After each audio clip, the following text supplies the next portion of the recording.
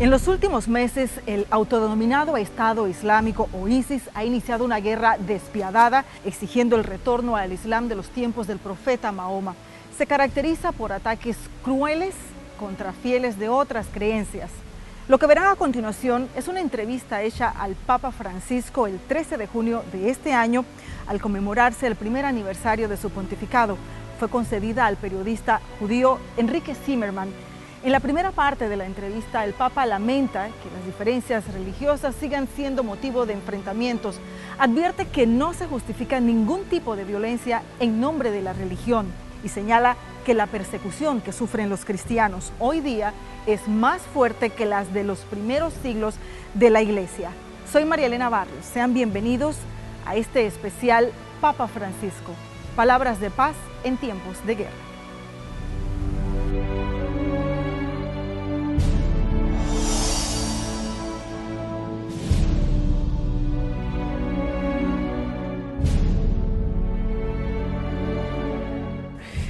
Bueno, Papa Francisco, es un honor estar aquí con usted de nuevo, después de un año, con tantas cosas que hizo en este año.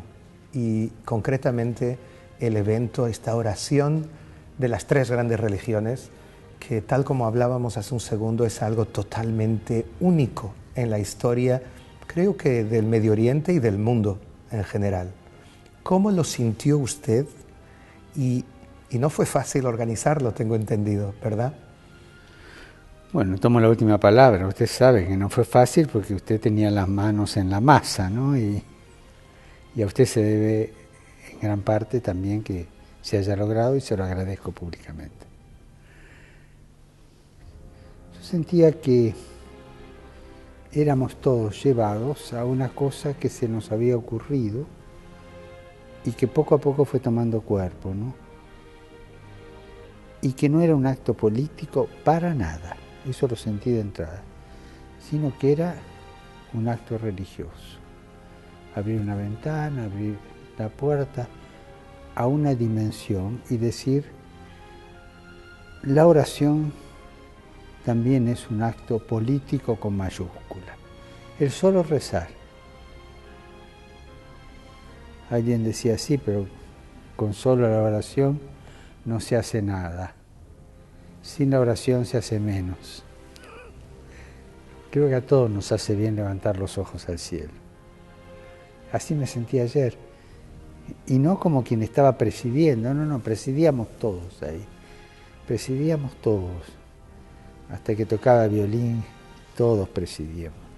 Cada uno estaba en la presencia de Dios.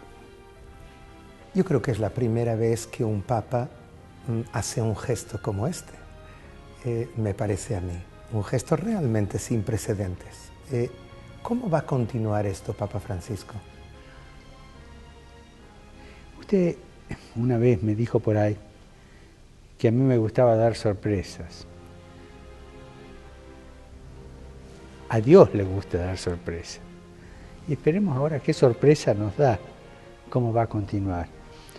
Hoy hablé con Escorca, con el rabino Escorca, y no hablamos de fútbol porque River le ganó a San Lorenzo, así que yo estaba callado. Porque me iba a devolver las atenciones.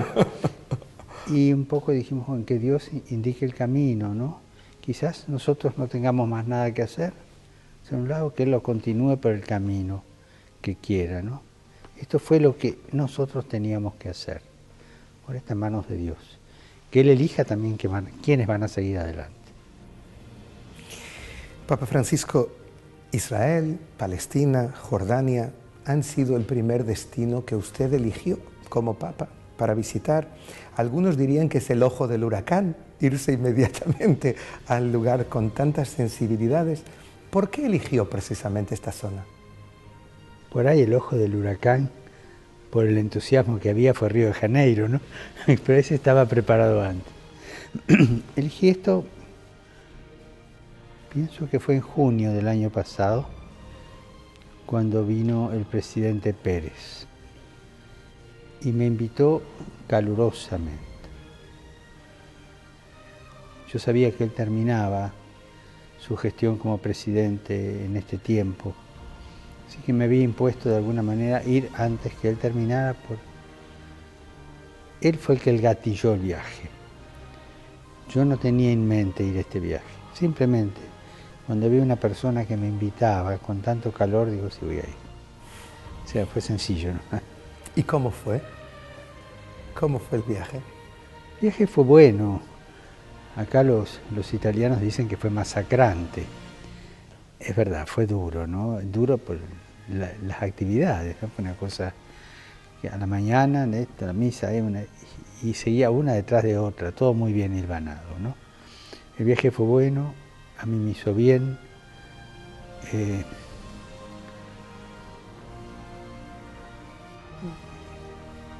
Me encontré con cosas que me gustaba ver, cosas que no sabía que existían, como en Jordania, este nuevo trabajo sobre la zona del bautismo de Jesús, o sea, lleno de novedades, pero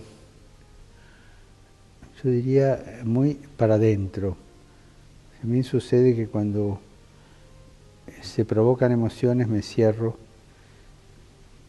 y la cosa se cocina a fuego lento, ¿no? Y después aparece, ¿no? Hacia el final empezó a brotar un poco el sentimiento religioso, ¿no?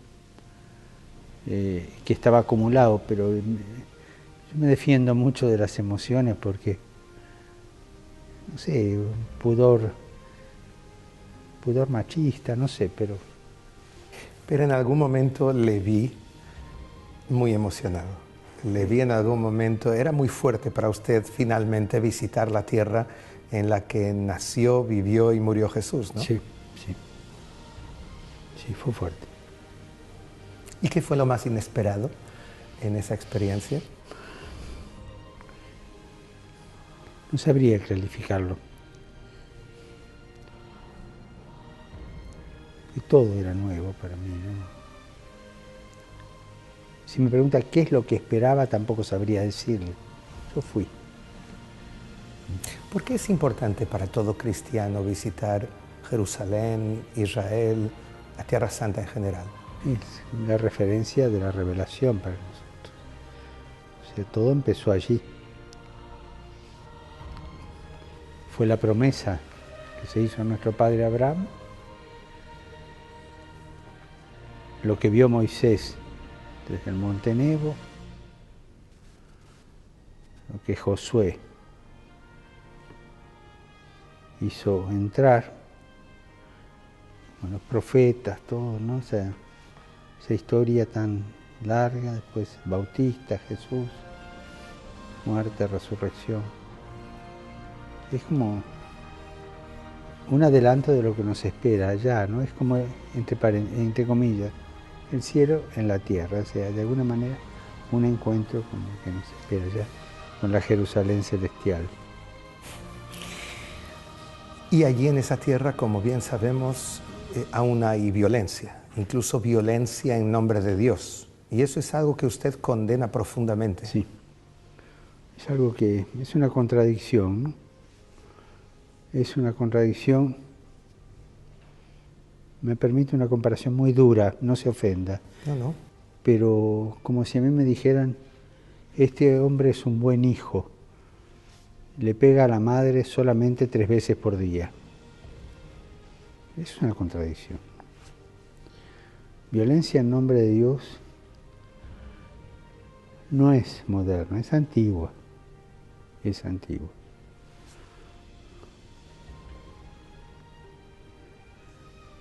Con reconocimiento histórico, los cristianos a veces la hemos practicado. Cuando pienso en la guerra de los 30 años, por ejemplo, era violencia en nombre de Dios. Hoy es inimaginable, ¿verdad? Así que llegamos a veces por la religión a contradicciones muy serias, muy graves. El fundamentalismo hoy. Las 3 religiones tenemos nuestros grupos fundamentalistas. Pequeños en en relación a todo el resto.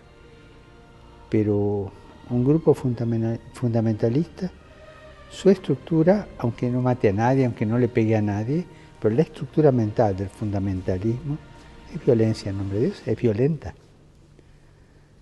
O sea, el saludo que judíos, islámicos y cristianos nos damos es un saludo de aliento, un saludo de cercanía. Ustedes dicen shalom, los islámicos, los árabes dicen salam. Nosotros decimos a veces paz, ¿cómo te va? Buenos días, pero son cosas de cercanía. El saludo del fundamentalista es ver dónde te puedo pegar, al menos ideológicamente. No es un saludo que acerque. El fundamentalismo defiende. Ya le digo, los cristianos tenemos grupos fundamentalistas también. Papa Francisco, usted y el rabino Skorka, ¿se acuerda cuando estuvimos aquí hace un año? Hablaban del sueño de poder abrazarse frente al muro de las lamentaciones. Y cuando lo hicieron, yo escuché las palabras "lo logramos" en el aire. ¿Cuán importante fue este símbolo para la reconciliación entre cristianos y judíos? Bueno, ahí yo tomé una decisión, y Skorka la sabía, que también quise venir con otro amigo que tengo islámico, cual fue secretario del Centro Islámico Argentino y ahora es el secretario o el presidente, no me acuerdo bien ahora, del Consejo del Diálogo Interreligioso en Argentina. Es un islámico que reza mucho, papá de 2 hijos, un hombre que conoce muy bien el Islam. Amigos. Los dos son amigos. Y como los amigos no se hacen con fotocopias, sino que cada uno es distinto. Yo los quiero los dos un montón, pero nada que ver uno con otro. Y ellos se quieren entre ellos, tienen buena relación. Entonces yo quise venir con los dos. Dice, bueno, acá estamos las 3. Y es posible la amistad, para dar un testimonio. En el abrazo al muro estaban los dos conmigo. Y ahí nos abrazamos los 3. Y lo logramos, fue el grito de victoria de Abraham Skorka, lo dijo él, pero en el fondo lo sentíamos todos. ¿Por qué? Porque era para nosotros una ilusión, ¿no? Poder hacer eso.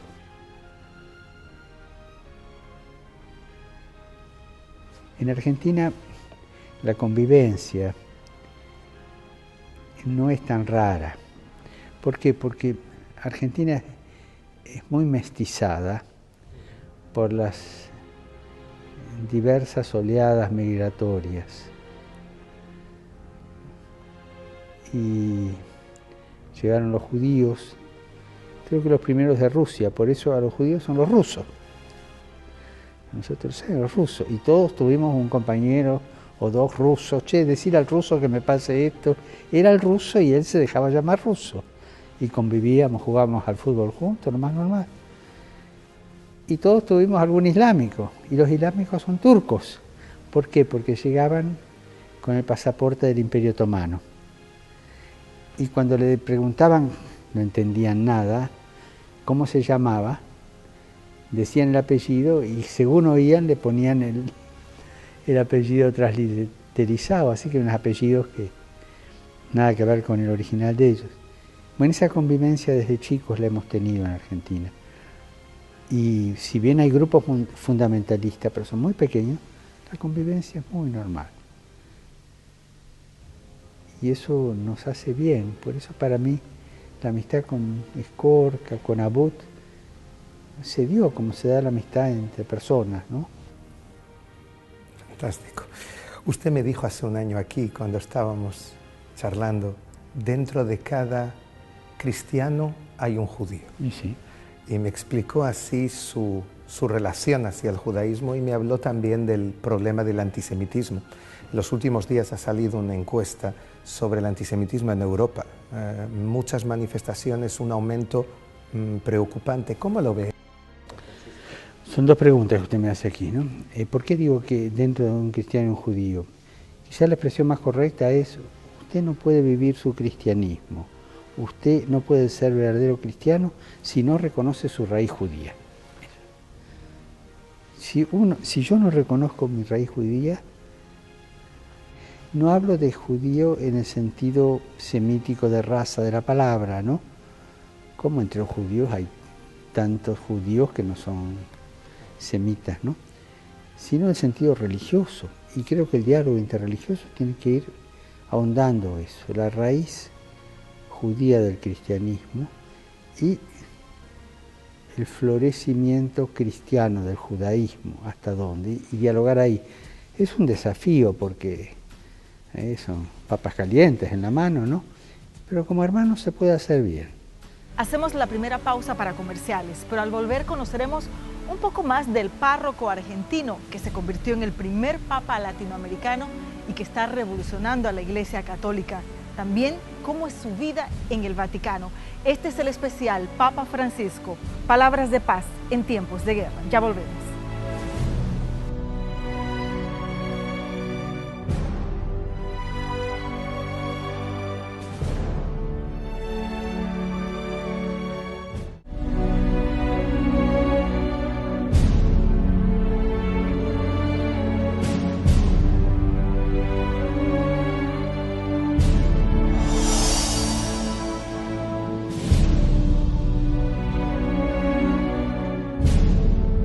Para muchos, el Papa Francisco es un revolucionario que está transformando a la Iglesia Católica, tratando de llevarla a sus orígenes. Pero ¿quién es realmente Jorge Bergoglio y a dónde pretende llegar con estos cambios en la Iglesia? En la segunda parte de esta entrevista, el Papa revela que su verdadera vocación es la de párroco. De hecho, mantiene en el Vaticano varias de esas costumbres adquiridas en esa etapa de su vida. Y revela además que no llegó al Vaticano con un plan debajo del brazo, porque de hecho cuando salió de Argentina para participar en el cónclave, jamás pensó que él sería el escogido. Papa Francisco, algunos dicen de usted que es un revolucionario, el revolucionario del siglo XXI. Otros dicen de usted que en realidad vuelve a las raíces. ¿Quién es usted realmente en su opinión? Hay que llamar acá a la gran Nina, esa cantante, y decir, prende con esta mano chingara y que me lea el pasado. A ver qué. Para mí una gran revolución es ir a las raíces, reconocerlas y decir lo que esas raíces tienen que decir el día de hoy. Yo no sé si soy revolucionario, pero que me gusta ir a las raíces, sí. A las raíces de nuestra identidad cristiana, como hablábamos recién, de nuestra identidad judía, y desde ahí dialogar con los desafíos que se van presentando, ¿no? O sea, no hay contradicción entre el revolucionario y ir a las raíces, ¿no? Más aún, creo que la manera para hacer verdaderos cambios es desde la identidad. Por ejemplo, el diálogo interreligioso. No se puede dialogar si no es desde la propia identidad. Si usted me dice, mira, vengo a hablar con vos de religión, yo soy judío, pero no sé, estoy dispuesto a matizar la cosa. Y yo digo, yo soy católico, pero estoy dispuesto a matizar la cosa. Ese diálogo no sirve, porque no nace desde nuestra identidad. Y descubrir la identidad es ir a las fuentes. Nunca se puede dar un paso en la vida sino desde atrás. O sea, saber de dónde vengo, qué apellido tengo, qué apellido cultural tengo, o religioso. Me acuerdo hace un año que hablamos de esto. Yo vi que le preocupaba profundamente las persecuciones contra cristianos en algunos países del mundo. Por ejemplo, en mi región, concretamente en Siria, en Irak. ¿Qué se puede hacer, Papa Francisco, para poner fin a eso? Los cristianos perseguidos son una preocupación que me toca de cerca como pastor, ¿verdad? Y hacer gestos de diálogo, de acercamiento, de tomar conciencia, ¿verdad?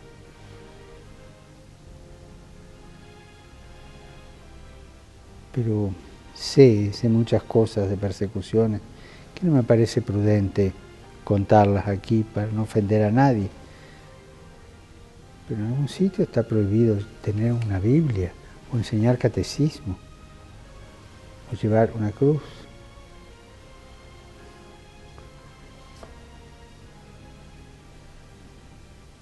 Es hablar, acompañar a las comunidades cristianas perseguidas. Lo que sí quiero dejar claro una cosa, estoy convencido que la persecución contra los cristianos es más fuerte que la de los primeros siglos de la Iglesia. Hoy hay más cristianos mártires que en aquella época. Y no es por fantasía, es con números. Usted hablaba antes del ojo del huracán de Brasil. y realmente yo le vi también en el Medio Oriente. ¿A usted no le gusta ir en coches blindados? Y contacta con la gente y corta todas las normas, digamos, hasta hoy conocidas, se acerca a las personas. ¿No teme en ningún momento por su seguridad, Papa Francisco?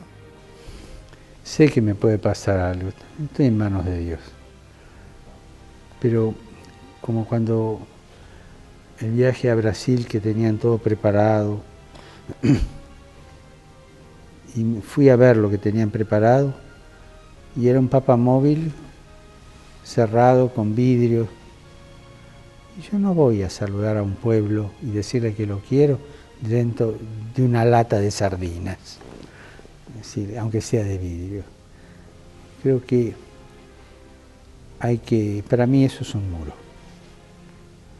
Aunque sea de vidrio, es un muro. Yo no puedo vivir. Ojo, no digo que quien lo hace está mal. Yo digo lo que Dios me pide a mí, lo que puso en mi naturaleza. Por eso, en los países a donde voy, yo les dije, yo firmo lo que quieran. Y he firmado en todos, que me hago responsable. ¿Que me puede pasar algo? Y sí. Pero, seamos realistas. A mi edad no tengo mucho que perder. Pero el mundo sí tiene. Papa Francisco, usted dice que la gente exige pobreza de los sacerdotes, humildad.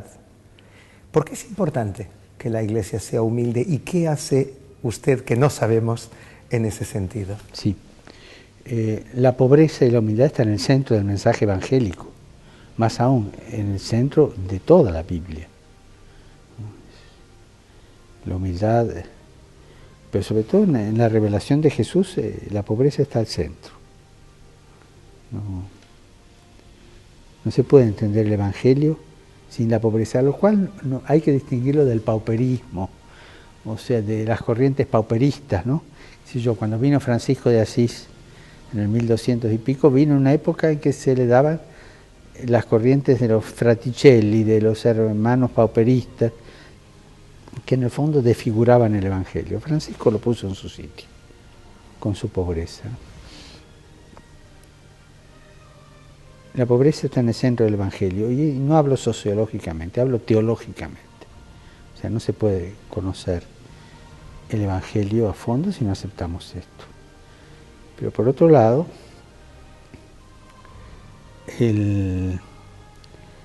la contradicción es una tentación continua, ¿no? Entonces, y voy a hablar de los pastores.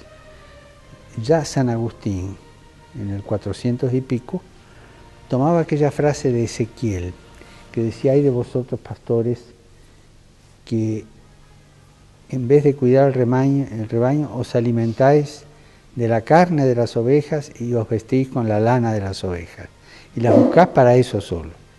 Él retoma eso de Ezequiel y ya en esa época hace un tratado muy lindo sobre los pastores, y donde pega de alguna manera muy fuerte a los pastores arribistas que buscan su bienestar, que buscan la riqueza, estas cosas, ¿no?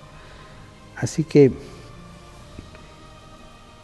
el pastor príncipe, el pastor que se apacienta a sí mismo, esa es la frase de Ezequiel, que se apacienta a sí mismo, no es un pastor, es un lobo, se come las ovejas, las usa para él. Las formas de escándalo de los pastores ricos las conocemos todos. El pueblo de Dios le puede perdonar a un pastor, a un cura, un obispo, ¿sí? Que por ahí se haya pegado un refalón afectivo, se lo perdona. Que por ahí haya tomado un poquito más de vino, se lo perdona. Nunca le va a perdonar que esté detrás del dinero o que maltrate a la gente. Es curioso cómo tiene el olfato el pueblo de lo que Dios le pide a un pastor. Y yo quiero que Jesús quiere, el Evangelio quiere que los obispos no seamos príncipes, sino servidores. Usted aún firma cartas a veces a amigos o a conocidos como Padre Jorge. Cuando estuvimos aquí hace un año nos invitó a comer y nos dijo, les tengo que dar un sándwich. Y dijo, son vicios de párroco. ¿Usted se siente aún a veces como un párroco o asume su papel de máximo jefe supremo de la Iglesia Católica? ¿Y le di nada más que un sándwich o no? No, comimos muy bien. Ah, bueno. En su mesa, debo decir. No sé, para mí la dimensión de párroco es la que más muestra mi vocación, servir a la gente, me sale de adentro, apagar la luz para no gastar mucha plata, esas cosas que tiene un párroco siempre. Es decir, me siento papa, me ayudan a hacer las cosas con seriedad. Los colaboradores que hay acá en Secretaría de Estado son muy serios, muy preparados. Mis secretarios me preparan las cosas, ¿no? O sea que yo tengo ayuda para cumplir mi deber, porque tampoco hay que jugar al papa párroco. Ese es un juego que es inmaduro. La actitud de párroco uno la tiene adentro, va saliendo en otros gestos, pero hay que cumplir con otras obligaciones. Cuando viene un jefe de Estado, yo lo tengo que recibir con la dignidad y el protocolo que se merece. Es verdad que con el protocolo tengo mis problemas, pero hay que respetarlo. ¿Usted sabe la diferencia que hay entre terrorismo y protocolo? Que con el terrorismo se puede negociar.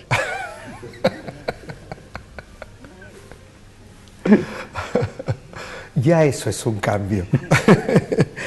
Papa Francisco, usted está trayendo muchos cambios, al menos en la atmósfera y más allá, y creo que tiene ideas. ¿Qué nos puede contar sobre dónde pretende llevar ese cambio hacia el futuro? Sí, en este punto quiero dejar muy claro que no soy ningún iluminado, que no tengo ningún proyecto personal que me traje debajo del brazo, simplemente porque nunca pensé que me iban a dejar acá. Y eso está claro y lo sabe todo el mundo. Me vine con una valija chiquita para volver a enseñar. Lo que estoy haciendo es cumplir lo que los cardenales reflexionamos en las que se llama congregaciones generales. O sea, antes del conclave nos reuníamos todos los días a la mañana y algunos días también a la tarde para discutir los problemas de la Iglesia, o sea, qué cosas había que arreglar, cómo había que enfocar esto. Y yo mismo decía, no, esto hay que arreglarlo así, y al próximo Papa hay que decirlo esto, no lo dije, y todos decían, para el próximo Papa recomendarle esto.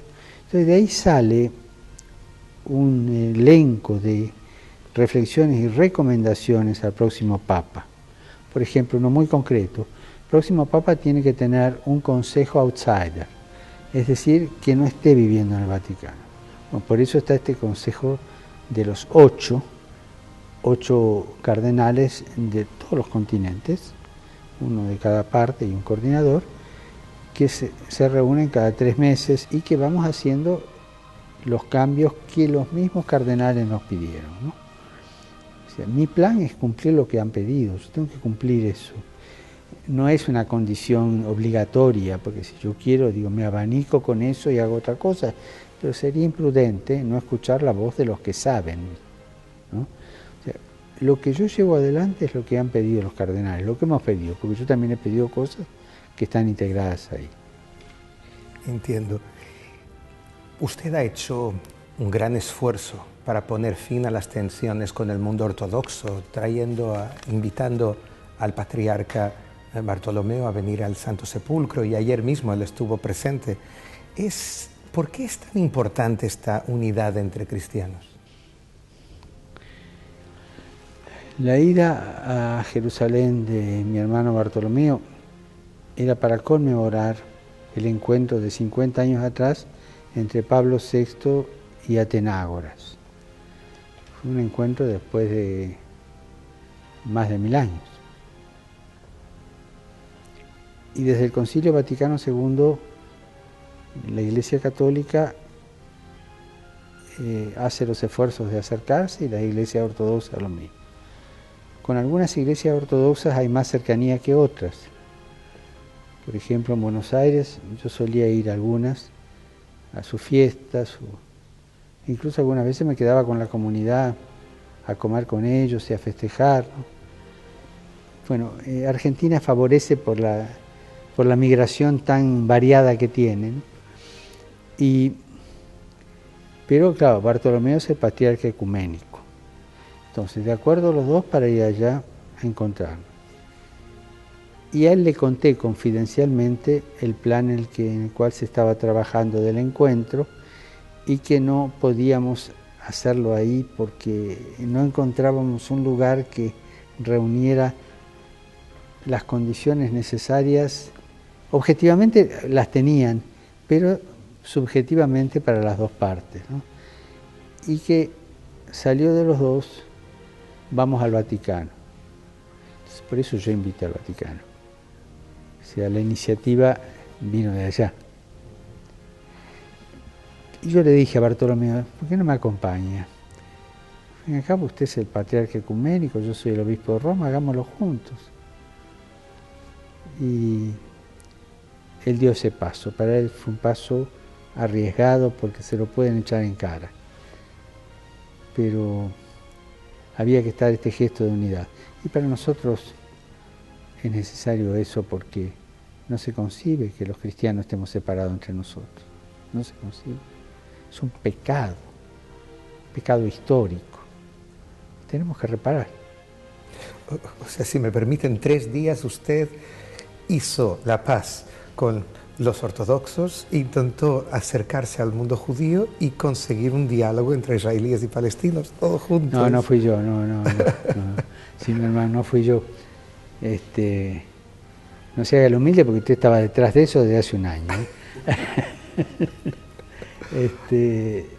En 3 días fueron experiencias de diálogo y de cercanía. Pero no lo hice yo. No, eso sería falsear la historia, ¿eh? Yo me dejé llevar por este anhelo y por el consejo de amigos, entre los cuales está usted, así. Un orgullo. Es tiempo de hacer nuevamente una pausa para comerciales, pero al volver, el Papa Francisco hace una relación entre ciencia y religión, también lo que piensa de los agnósticos y de los ateos. Además, habla de política y de lo que piensa del modelo económico mundial, en la parte final de este especial del Papa Francisco.